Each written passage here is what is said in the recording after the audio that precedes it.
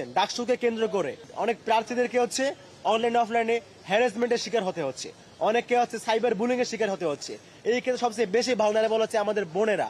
আমার ভার্সিটির ID card, আমার লাইব্রেরি কার্ড, অর্থাৎ যে কোনো লিগাল ডকুমেন্ট যেটার মাধ্যমে শনাক্ত করা যায় যে আমি বিশ্ববিদ্যালয়ের শিক্ষার্থী, ওইটা দেখানোর মাধ্যমেই আমরা মনে করি ভোট দেওয়ার সুযোগ দেওয়া উচিত।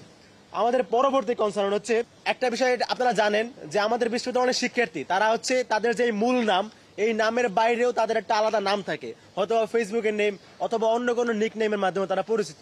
তো এই জায়গা থেকে একটা কনসার্ন এসেছে যে যারা প্রার্থী হবেন তাদের যদি মূল নামের বাইরে অন্য কোনো পরিচিত নাম থেকে থাকে সেটা যেন পাশে নিক নেম অ্যাড করা হয়। আমরা যতটুকু শুনেছি প্রশাসনের বিষয়ে আন্তরিক তারা ব্যবস্থাও নিচ্ছে, তারা আবেদনের মাধ্যমে এটার একটা প্রক্রিয়ার মধ্যে আছে।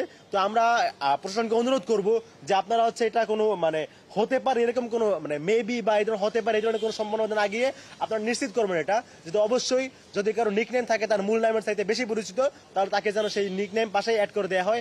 এবং আরেকটা বিষয় আমরা চাই প্রত্যেক প্রার্থী তাদের নামের পাশে তার সদ্য তোলা একটা ছবির মাধ্যমে তাকে চিহ্নিত করার ব্যবস্থা করা হোক, যাতে করে আমাদের ভোটাররা তারা কোনো ধরনের হেজিটেশনে না পড়ে যে আমার সঠিক প্রার্থীকে আমার পছন্দের প্রার্থীকে চুজ করে নেওয়ার ক্ষেত্রে যাতে করে নামের কোনো বিড়ম্বনা না হয়, বা হলেও ছবির মাধ্যমে যেন তাকে খুব দ্রুত সহজ উপায়ে শনাক্ত করে নেওয়া যায়।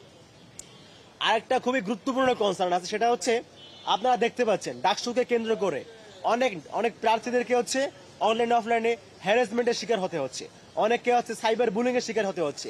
এই ক্ষেত্রে সবচেয়ে বেশি ভালনারেবল আমাদের বোনেরা, আমাদের সাথে নারী শিক্ষার্থীরা, তারা ডাকসুর মধ্যে প্রার্থী হয়েছেন। আপনারা দেখতে পাচ্ছেন অনেকে ফেসবুকে নানা ধরনের অনলাইন মিডিয়াগুলোতে তারা সাইবার বুলিং এর শিকার হচ্ছেন।